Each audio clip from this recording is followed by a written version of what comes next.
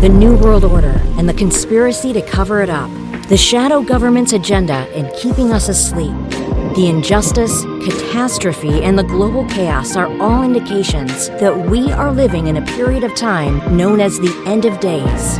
Are you looking for answers? They are out there, and together we will find them as we navigate through End Times Now with Bree.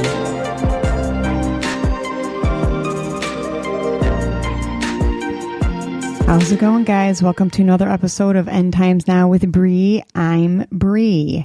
Here, the topic of conversation between me, myself, this microphone, and your ears is the end times, of course.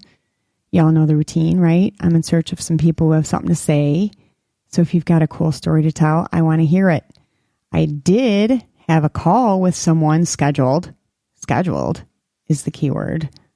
But as you're going to find out in a few minutes here, it didn't work out because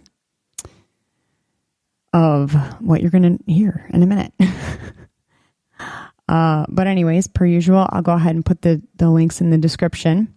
So don't be shy to reach out and send me a message. You can usually find me under End Times Now with Bree on pretty much any platform. So that being said, I also want to say thank you to the people who have reached out. I've gotten a lot of messages, a lot of encouragement, and I just am so thankful for that right now. And you guys, again, are going to see why in a few minutes, because I just feel like this whole thing has just been attacked from the very beginning, which only makes me dig my heels in even more. But if you really want to help me out, please go to the Spreaker app to listen to these episodes. You can also rate me on Spotify. I definitely appreciate that. And of course, all this stuff is so important, right? So please share it. Also, real quick, it seems that I have a listener out there who might need a little bit of clarification that I am definitely not an AI robot dude. Just to let you know, I'm just not that woke, brother. Nevertheless, I appreciate your encouragement, man. You know who you are. We gonna keep on this thing right to the end. All right, cool. So let's see here. What's going on? The U.S. House of Representatives passed the Lake and Riley Act, which is good. If you haven't heard of this, you might want to crawl out from the hole. But basically, a poor 22-year-old Georgia nursing student was raped and murdered by an illegal immigrant.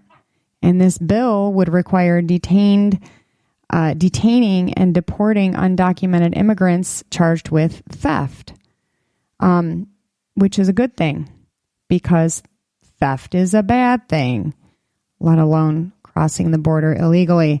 But at least her murder was not in vain. But this is something that's a little weird. All Republicans and 37 Democrats voted for the bill. Yet there was still this pesky, measly little 170 Democrats opposed to it because they were concerned about the detainee rights. So I feel like that's odd, right? I mean, I'm not trying to swing any privileges around down there in my mama's basement and whatnot, but what about my rights? What about Lakin's rights? I was just reminded that evil is good and good is evil, I guess. That also being said, though, speaking of my mama's basement, so once again, I have spent 2 days in my mama's basement trying to get my equipment to work. Finally at, 12:30 or something like that, in the morning, I finally got it to work, and my husband is exhausted and wants to go to bed. So I have decided to bring my entire thing up to the kitchen, and, my dog is up here. So if you hear my dog, please just don't give it a thought. Okay, so Another thing that I wasn't expecting, but certainly not surprised about, is the fact that the Innocence Project took up Scott Peterson's case. If you don't know who this guy is, just wow. Just wow on that. Because Lacey Peterson was her name, and Scott Peterson definitely did it. Let's see what else. Okay, so the Oscars happened last Sunday, and Ariana Grande showed up looking like a cotton candy on a stick with blonde hair and just so happened to have a new voice. A total of just under $4.9 million went to gift bags for some rich people, while 500,000 people starved in one day. And then, of course, John Cena has officially taken to the Illuminati by wearing, quote unquote, the dress, and then immediately appearing on stage naked in his birthday suit. And then I guess he was wearing what to me looked like some Tevas or something. But that was all just to announce the costume award, as if it was so just ironic, right? They're just, way to go, guys, keeping it classy. And in other news, Biden sends another $300 million to Ukraine for things that are made to specifically unalive people, and is also sorry for saying the word illegal when it comes to the illegals. Now, that being said, I just have to let you know that makes me sorry for using the word toothbrush, because I think it's supposed to be teeth bristles. Yeah, prayers read from the Quran found its way into the White House. And I also found an awesome website called littlepotatoes.com that has a super easy recipe for potatoes. And then, of course, Caitlyn Jenner is still a man. Watch me get a letter about that one day. All right, here's the deal, you guys. Now that we've gone over what's like totally upside down, we got to understand that we're getting closer to right side up. Okay, so just get used to that, because the more upside down that we get, start praising, start jumping, because we're close to going home. And that being said, this is probably the most important episode I've ever done. And I'm simply going to say that if you could choose just one episode to share, please let it be this one, because I really feel like it's that important, which is why it's 1:38 in the morning. And after already going through one bout of having my audio completely crash, I moved everything and then had a second bout of my audio completely crashing, but I will not give up. And so here I am at 1:38 in the morning. So if I sound a little tired, that's why. But anyway, why do I feel like it's that important? Okay, well, here's the thing. If you're a follower of Christ and you know what the Bible says, then it's no news to you that we are in the end of days, and probably a reason why you're listening to this podcast. But God is making it loud and clear, and he's doing it in lots of ways.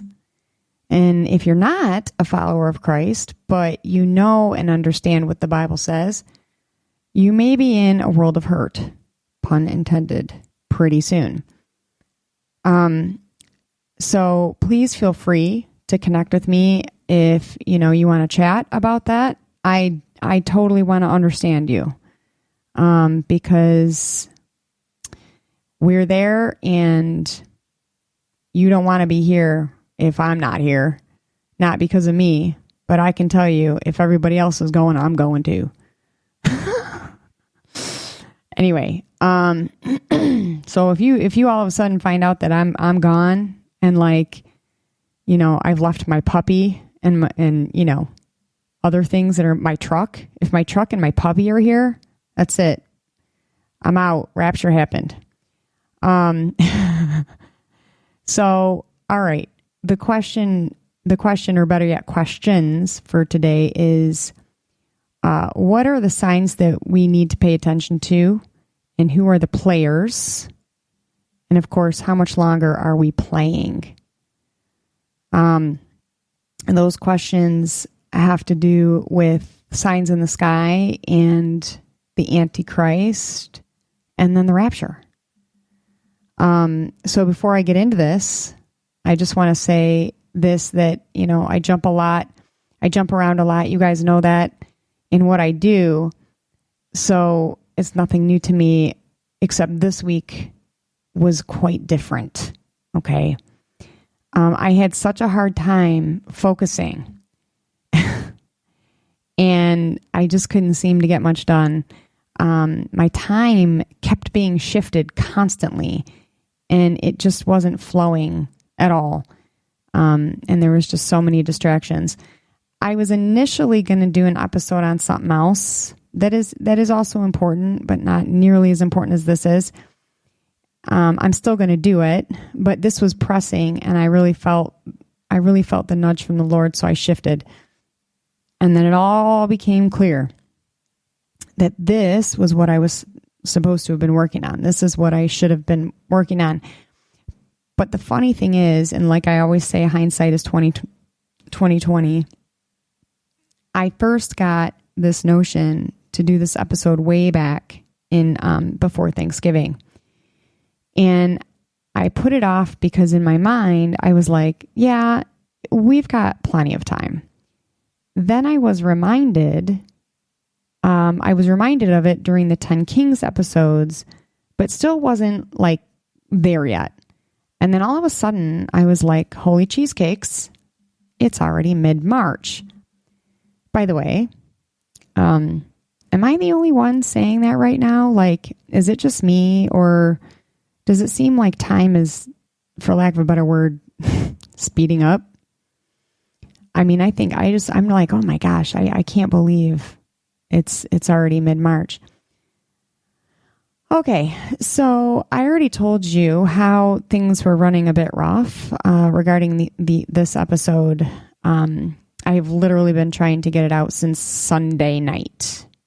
Okay, last Sunday night. Since Oscars Sunday night. Because of the fact that Ariana Grande looked like cotton candy. To me, that was just so funny. And here's the other thing. Where are her friends? Like, where are her friends? Because I can tell you right now, my girls, if I'd have walked out wearing that thing, my girls would have been like, nay, turn around. Don't you come out saying you're done, because you ain't done. I'm sorry. I shouldn't do that. Especially, like, if you guys knew what I was wearing right now, it's like, well, I'm one of those people that, like, quote unquote, gets dressed and then shows up at the bus stop and people think I'm still in my pajamas. I'm just kidding. Although kind of not.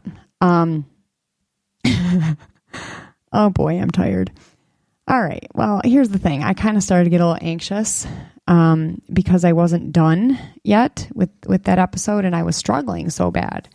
So Tuesday, I finally figured out that this was the episode that I needed to be doing. And so I dive in.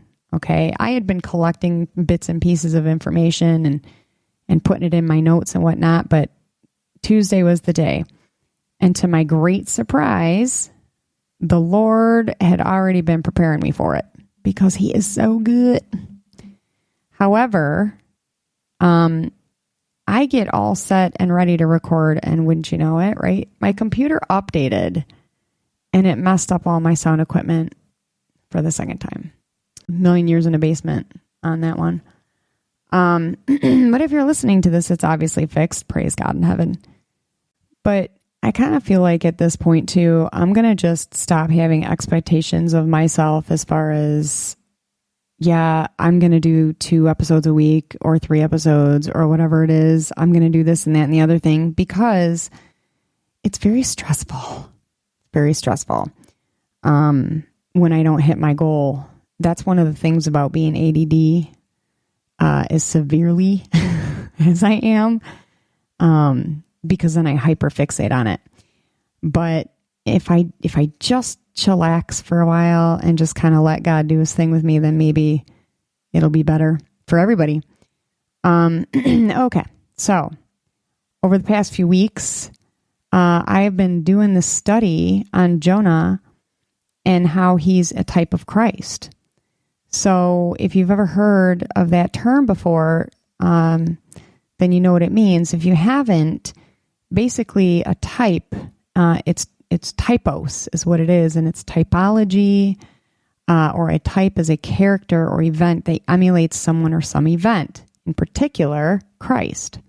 For example, like when my kids are acting like pure angels, and they are nothing but sweetness, cleverness, and wit, and pure intelligence rolls off their tongues, then that means they are a type of me. Oh, of course, I'm just kidding. Anyway, there's a quite a bit of typology when it comes to Jonah and Christ, and there are some huge significances to Jonah in this episode. But it didn't stop there. He already knew I was going to lose it. And this is where I just look at God with such awe, because in the spirit of studying minor prophets, I decided to take on the book of Joel, which is a short book. It's nothing, both books, Jonah and Joel, are short, but they are very significant in what they have. And I'm going to roll that out for you with some pretty amazing things that are coming down the line, if you haven't already heard of it. But essentially what God was doing was he was simply walking me down this path that led me where I am right now at, 1:45 in the morning. Okay, so I just found it fascinating how the whole thing came together much easier than what I was initially doing. And, that's what I call a gentle redirect. Thank God for that. Okay, so I'm going to lay everything out for you. Just stick with me per usual so that I can walk y'all through why these two prophets are a key essential here. Plus, there are some other ideas that I'm pretty sure haven't been broken down anywhere else on the interwebs. But like God does sometimes, I followed his lead down a rabbit hole or two. Not too deep, just enough. And yeah. So, okay, what are the signs that we need to be paying attention to, and how do we know these signs are what they're supposed to be, what we are supposed to be looking at? One way God does this is through signs in the sky. If you haven't heard my episode on the proof behind prophecy, go and listen to that one first. In fact, in all reality, I really think that if you're just hopping on this one, you should probably go back and listen to all the other ones, because there's a lot of things that I lay out that I feel like make each consecutive episode easier to follow. But anyway, there is a solid breakdown of Revelation 12. And we're going to get into that in a little while here too, but that episode will give you a good breakdown of how and why you can believe the prophecies in the Bible and the Bible as a whole. So go listen to that if you haven't yet. Okay, so the signs in the sky. Jesus said that when we start to see the things of Matthew 24 come to fruition, that we should look up because his coming draws near. That's in Luke chapter 21, verse 25 through 28. And there shall be signs in the sun, and in the moon, and in the stars, and upon the earth, and the distress of nations with perplexity, the sea and the waves roaring. Men's hearts will fail them for fear, and for looking after those things which are coming on the earth, for the powers of heaven shall be shaken. And then shall they see the Son of Man coming in a cloud, with power and great glory. And when these things begin to come to pass, look up and lift up your heads, for your redemption draweth nigh. So you can literally, in fact, I recommend it. Go in and just break down all of that, because it's very powerful and it's a great sense of hope beyond all of the craziness that's in that verse. Okay. Those verses, there's a lot of chaos going on, but the very last part is our redemption, which you want to be at. You want to be at that party. And I'm going to break down at the end.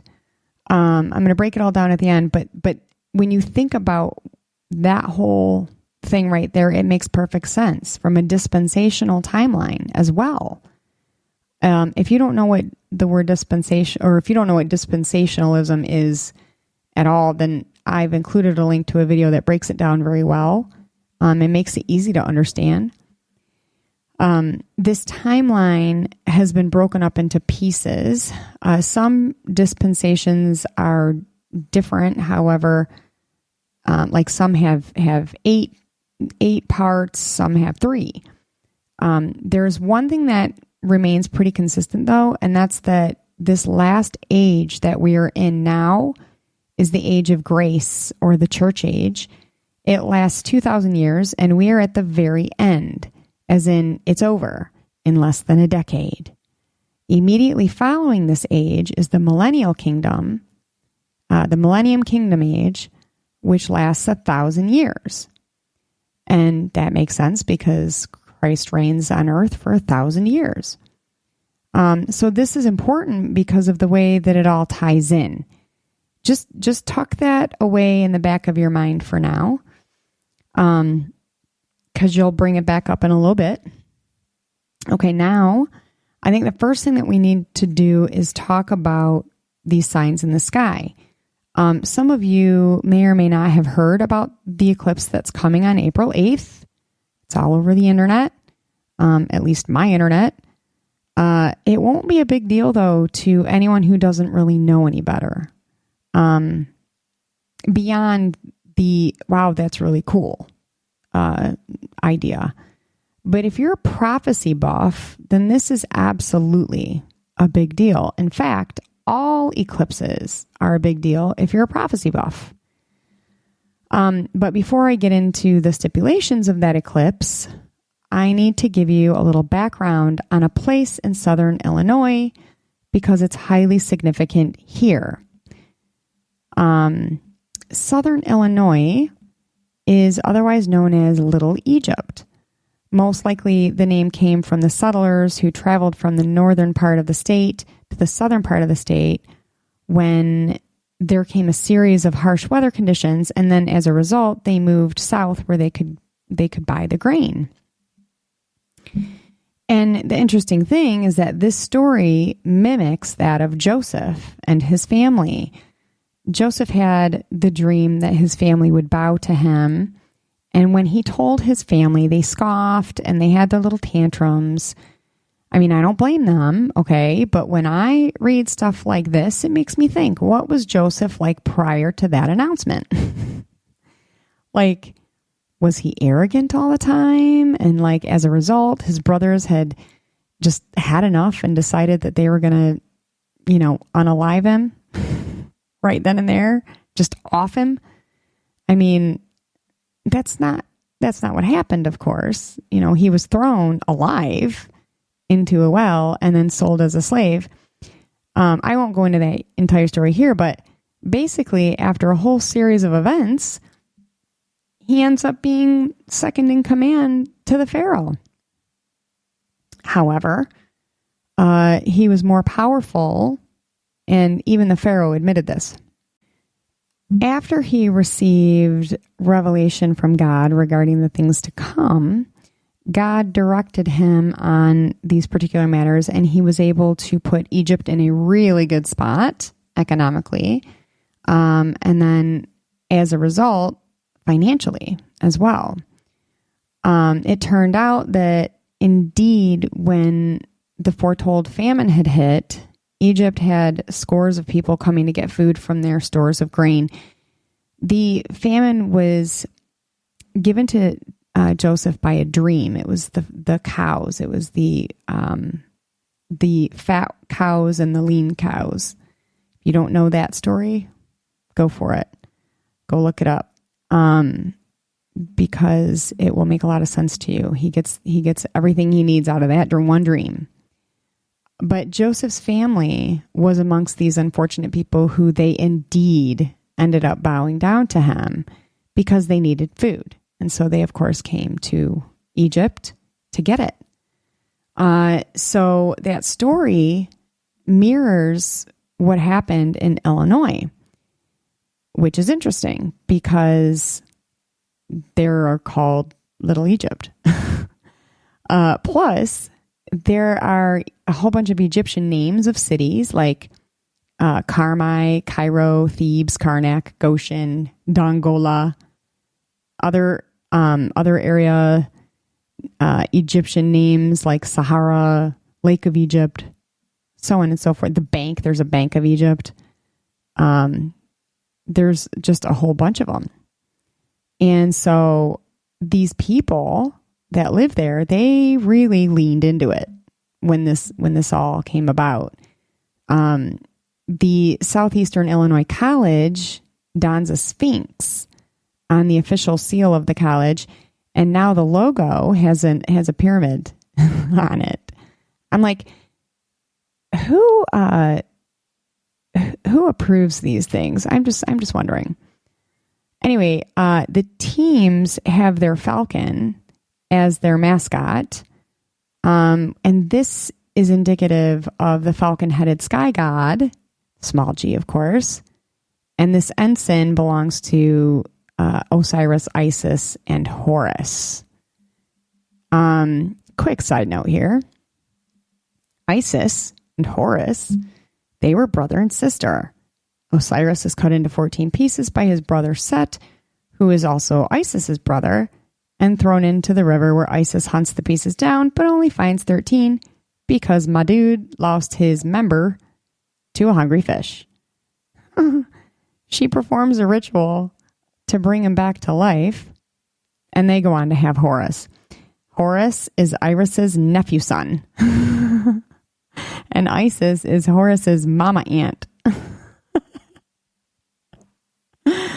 Oh boy. Or is that his auntie mama? Oh, anyway, it's gross, whatever it is. Also, at one time, there was a 12-foot high stone pyramid that sat on the front lawn of the campus building across from College Drive. But by the way, the number 12 is not a coincidence, okay? Neither is the number 13 for that matter. And what's also interesting is that ancient Babylon was between the Tigris and Euphrates River, right? Well, Little Egypt sits between the Ohio and the Mississippi rivers. But why does all this matter, right? Okay, Psalm 19, verses 1 through 3. The heavens declare the glory of God, and the firmament shows his handiwork.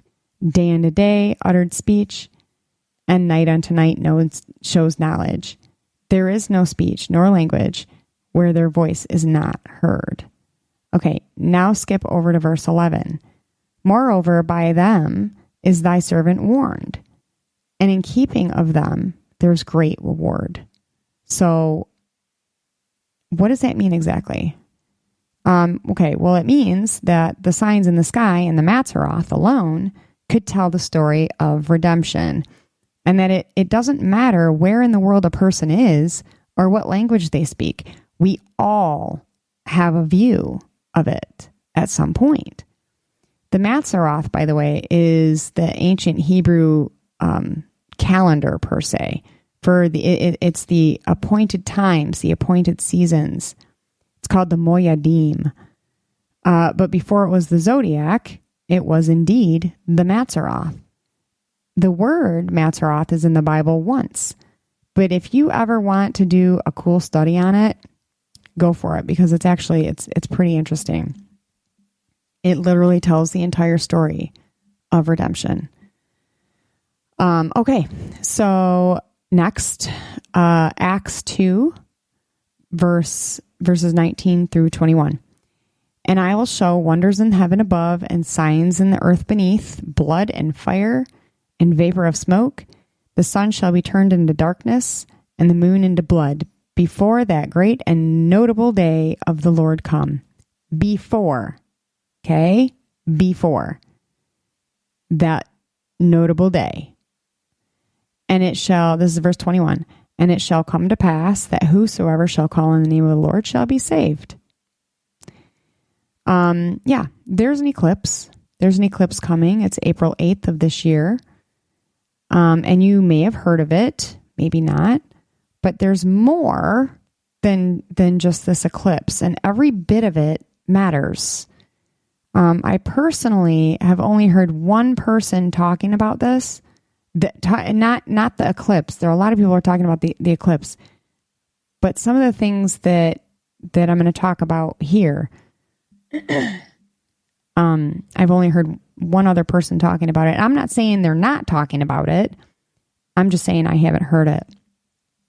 So just keep sticking with me, okay? But one thing I've noticed a lot of Jewish holidays occur in tandem with something in the sky.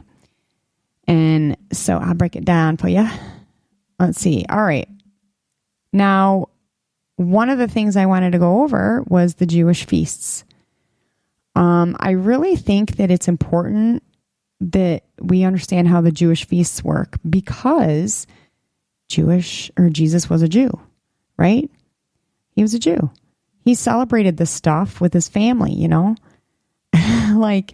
So I'm sitting here thinking about this, and I wonder, you know, are they all just sitting around just like eating their pizza, and like, you know, how everyone has that one uncle, that one uncle, there's that one you can't talk religion or politics with them. Or the one who claims he hasn't had a day off in 50 years and feels like he needs to completely just kill the jungle juice because of all of that. Like, did Mary have a whack brother? And they're all sitting around the table, like getting ready to carve the like fish or manna or whatever. And Jesus's crazy uncle starts in like, you know, these Romans have me working all the live long day. And I'm giving them half my money in my PayPal. Hiccup. I can't really do a good hiccup sound. But, you know, then like what happens is Mary all like, oh, Ralph, you know, why don't you just let Joe give you a ride home on the donkey? You know, go on and you can sit on the back. And then she turns to Joseph and is all, don't let him puke on the new saddle blanket. I just weaved it, right? Oh my gosh. Oh, you guys, I don't know. I may or may not keep this episode. We might have to go and redo it because, wow. Anyway, I don't think it would be right if I didn't scroll at least once. Okay, so here's the deal. Every feast not only points to Christ, but he has actually fulfilled the first 4 of the 7, which were all spring feasts. And again, I'll go ahead and put a link in the description if you want more information about it. It's pretty cool. But FYI, most Christians don't know about this. And so, all right, the 7 feasts in Leviticus, HebrewForChristians.com. It's Hebrew and then the number 4, Christians.com. Has a lot of good information on stuff like this.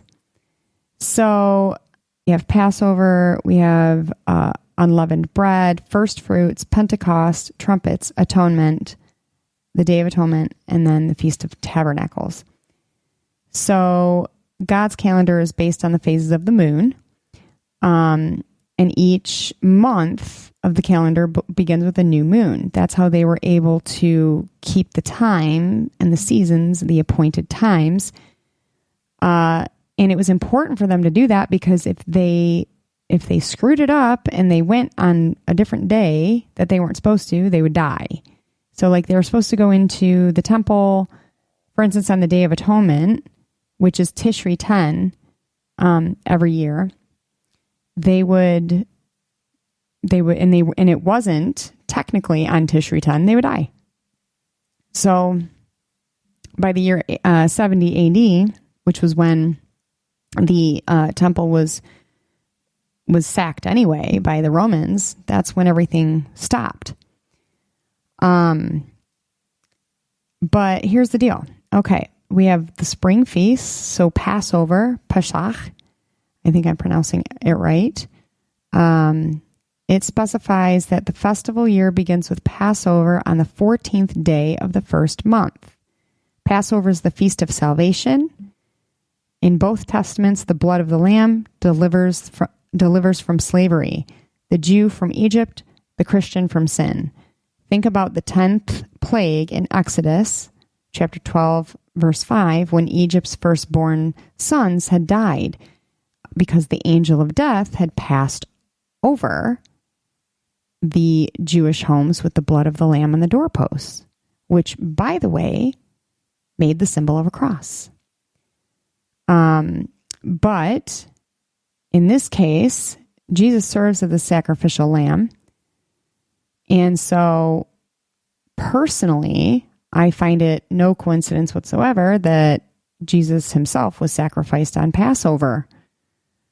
The rules are that there should be no broken bones. He had not one. And so, yeah, I think that's indicative of salvation. And then the second one is unleavened bread. This one puts the second feast on the next night, and it's on the 15th day of the same month. It's the feast of unleavened bread unto the Lord. And 7 days they eat unleavened bread. Leaven or yeast in the Bible symbolized sin and evil, and eaten over a period of time symbolized the unleavened bread eaten over a period of time symbolized a holy walk as with the Lord. Unleavened bread in the Chadashah, which is the New Testament, of course, is the body of our Lord. He is described as the bread of life. Lachem HaChaim. I'm definitely not pronouncing that right. I know I'm pronouncing Lachem correctly because actually the city Bethlehem, there's two cities Bethlehem. There's one that is Bethlehem, and it's one word. And there's another one that is Bet Lachem, which is house of bread. And it's my opinion, the Bet Lachem, it's two words, Betlechem. It's my opinion that Bet Lachem is where Jesus was actually born. Anyway, it says, look at the matzah and see that it is striped. By his stripes we are healed. Pierced. They shall look upon me whom they've pierced. That is Isaiah 53. Okay, then we have the first fruits. Reshit Katzir. On the morrow after the Sabbath, so following unleavened bread. So you've got 3 in a row. And this is the feast acknowledging the fertility of the land that he gave the Israelites. They were to acknowledge the fertility of the land. They were to bring the early crops of their spring planting and then wave the sheaf before the Lord. The modern church has come to call this feast Easter, named after Ishtar. Don't want to ruin it for anybody, but just saying. The pagan goddess, that's the one who is actually responsible for Easter. The whole rabbit and egg thing, it came from fertility. But the actual first fruits celebration was to be over God's replanting of the earth in the spring.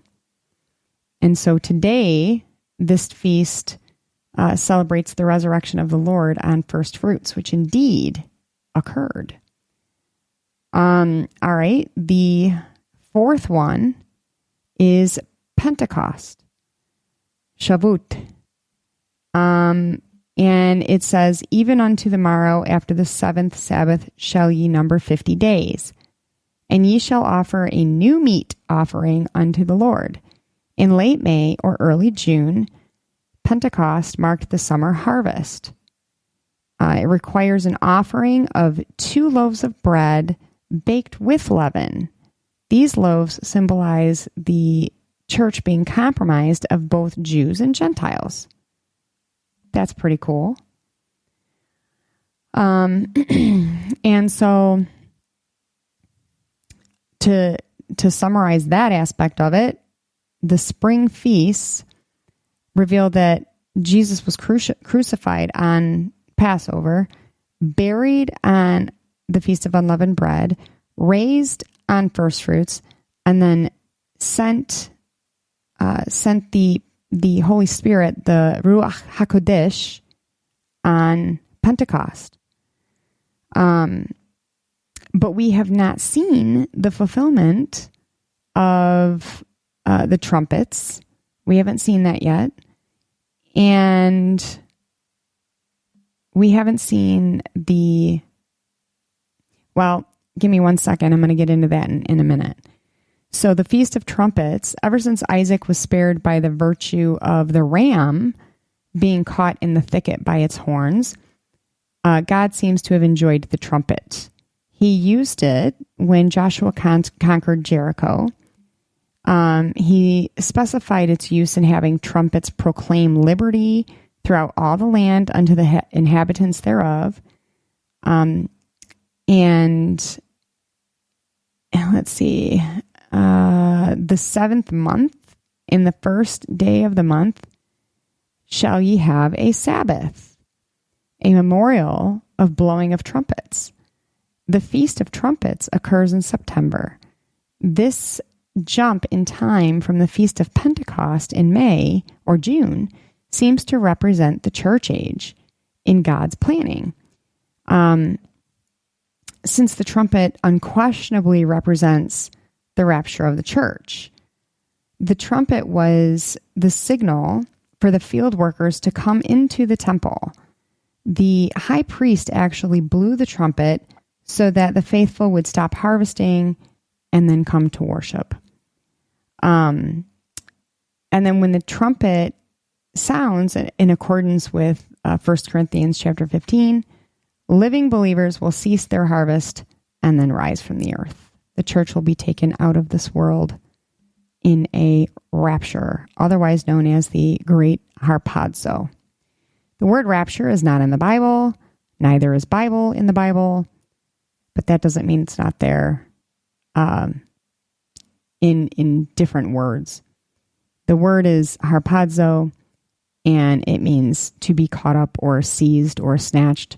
And Enoch actually lived 365 days before he himself did not die, and he was caught up. Okay, then we have the Day of Atonement, Yom Kippur. Yom Kippur, it's a day of confession. I believe for 40 days prior to that, they would fast, and it was a time of repentance. And it was the highest of all holy days. Okay. Also on the 10th day of the 7th month, there shall be a day of atonement. It shall be a holy convocation unto you, and ye shall afflict your souls and offer an offering made by fire unto the Lord. That's in Leviticus chapter 23, verse 27. This is the one feast that is not fulfilled by the church because the church owes no atonement. Jesus took that. So the church is not innocent, of course, but it is exonerated because of what Christ did on the cross. And it speaks of the day when the Lord returns at his second coming. And then there's the tabernacles. So this one is the 15th day of the 7th month shall be the Feast of Tabernacles for 7 days. God wanted to celebrate the fact that he provided shelter for the Israelites in the wilderness. Each year on tabernacles, devout Jews build their little shelters or booths, and it's called Sukkot. Outside their houses, they worshipped in them.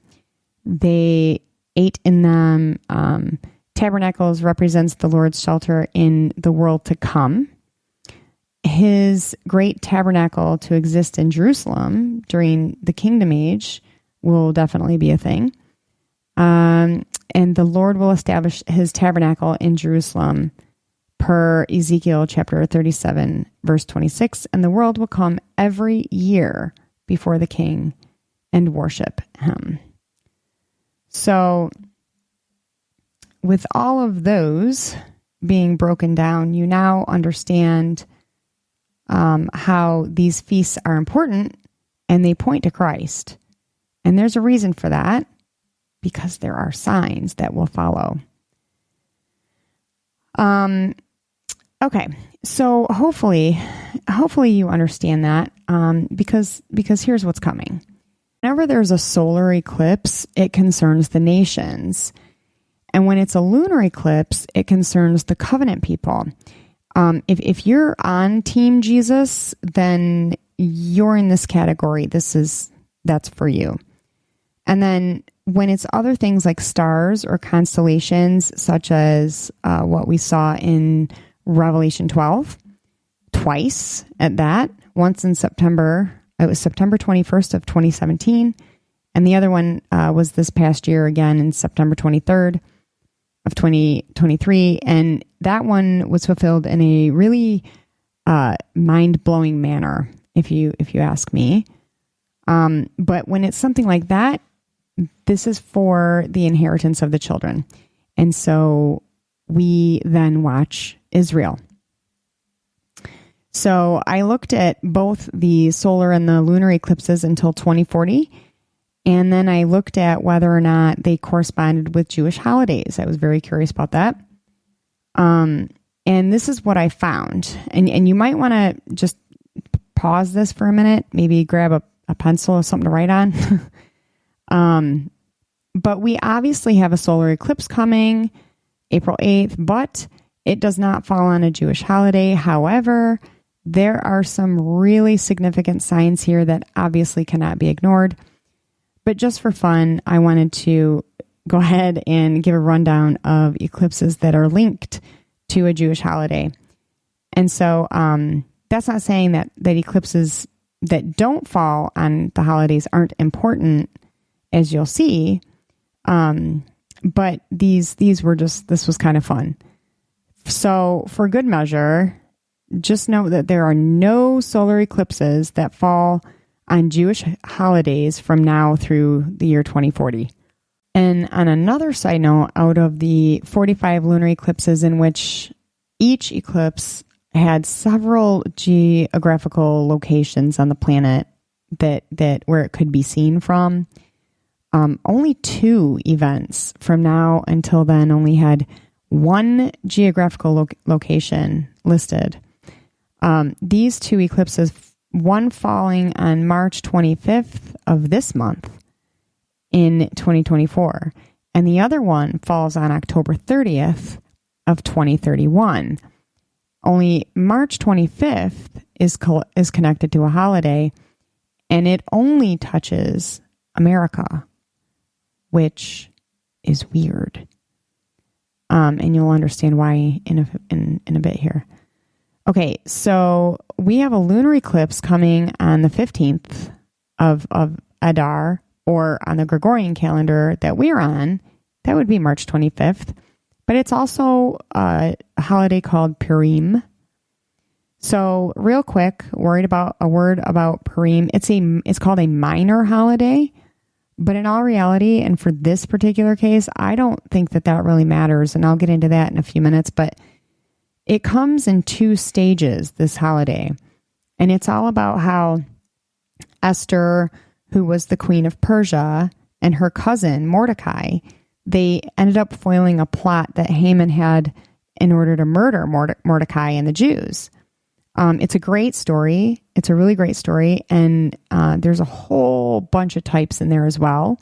Those ones are fun. I really like the really short ones that you can like pick through.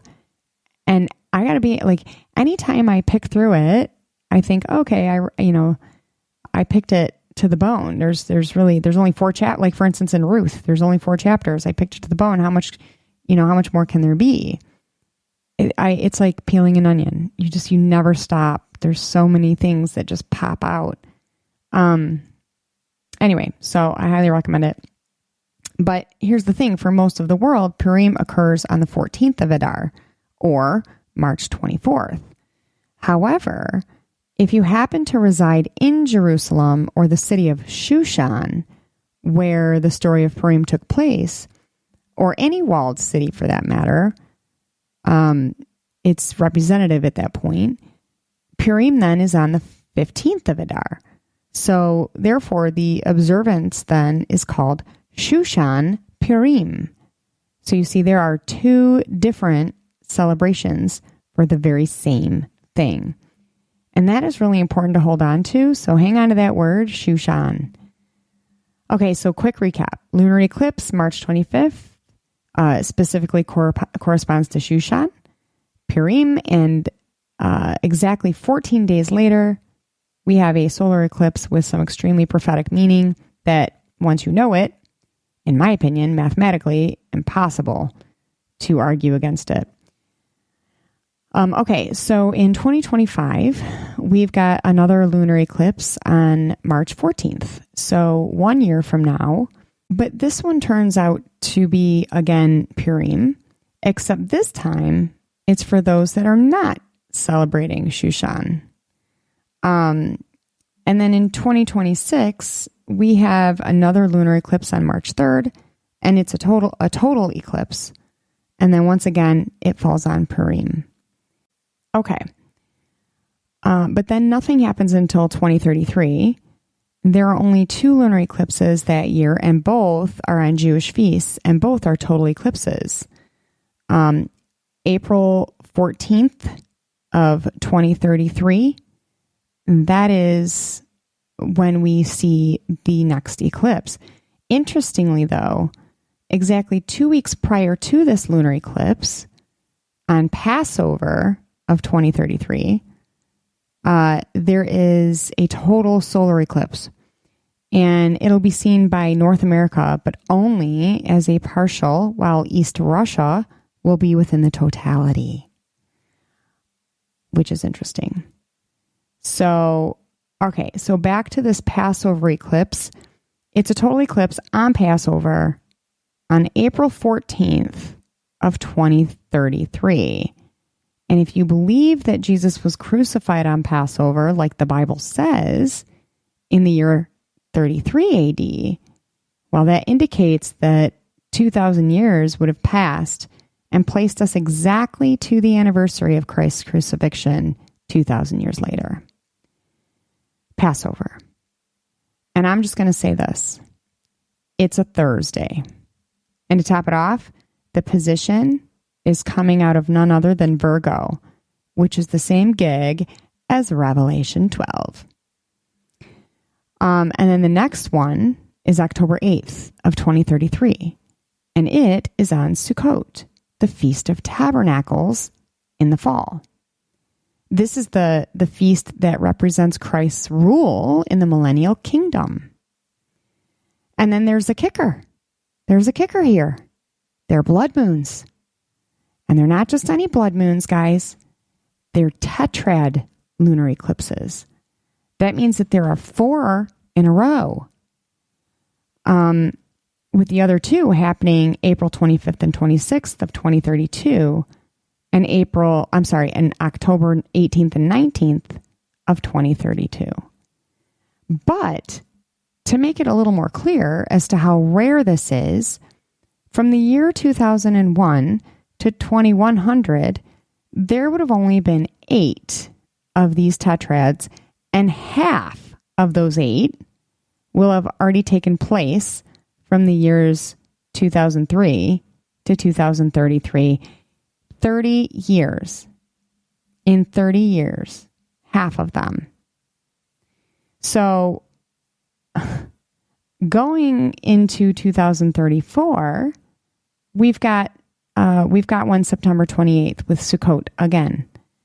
2037 gives us a lunar on January 31st for Tu Bishvat, but that's a minor holiday, just like Purim. But this is like their Earth Day. They plant trees and stuff. And then in 2038, January 21st gives us another lunar eclipse for Tu Bishvat. And then that was it. There was nothing else. So, okay, remember that the Feast of Trumpets is also, the Feast of Trumpets is also called Rosh Hashanah. It signifies the rapture of the church. And so during the Feast of Trumpets, there would be a trumpet that was used to signal the faithful to stop harvesting so that they could come and worship, right? It definitely signifies the rapture of the church. Stop harvesting, stop doing what you're doing. It's time to go. We gonna go. Well, there's a solar eclipse happening on October 2nd of this year, which just so happens to be on the Feast of Trumpets.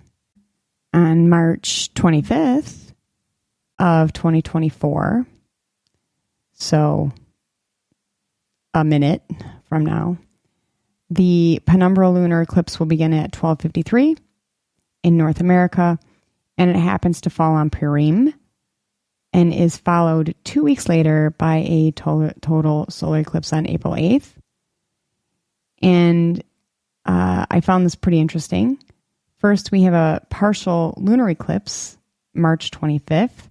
Then exactly 2 weeks later, we have a total solar eclipse, April 8th. Then in 2033, it flips. There's a partial solar eclipse and then a total lunar eclipse. And they're both 2 weeks apart.